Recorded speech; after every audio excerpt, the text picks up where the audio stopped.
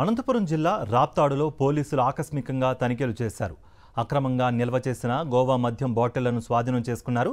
పట్టుబడిన మద్యం విలువ 50 లక్షల రూపాయలు ఉంటుందని పోలీసులు అంచనా వేశారు. మద్యాన్ని అక్రమంగా నిల్వ చేసిన ముగ్గురిని అదుపులోకి తీసుకుని విచారిస్తున్నారు.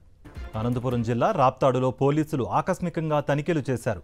అక్రమంగా నిల్వ చేసిన గోవా మద్యం బాటిళ్లను స్వాధీనం చేసుకున్నారు.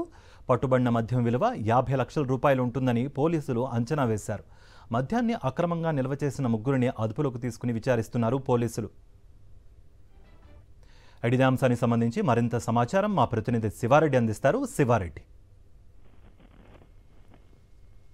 అనంతపురం జిల్లాలో భారీగా గోవా మద్యాన్ని స్వాధీనం చేసుకున్నారు ఎక్సైజ్ అధికారులు. గోవా నుంచి కర్ణాటక నుంచి ఏపీకి తీసుకొచ్చి దాన్ని విక్రయించాలని భావించారు. మొత్తం 4 అదుపు తీసుకుని విచారిస్తున్నారు.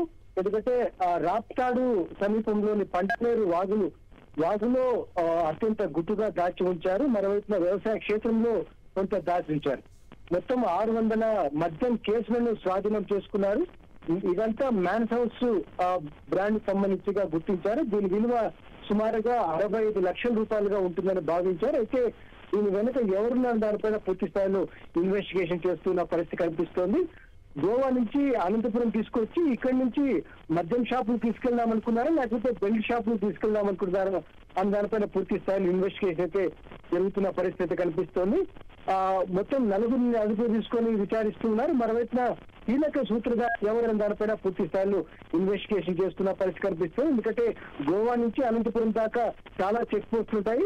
వాటన్నిటిని దాటుకొని అనంతపురంకి ఎట్లా తీసుకొచ్చారు దానిపైన పూర్తి స్థాయిలో ఇన్వెస్టిగేషన్ జరుగుతున్న పరిస్థితి కనిపిస్తోంది. Right Siva Reddy, thank you for the update.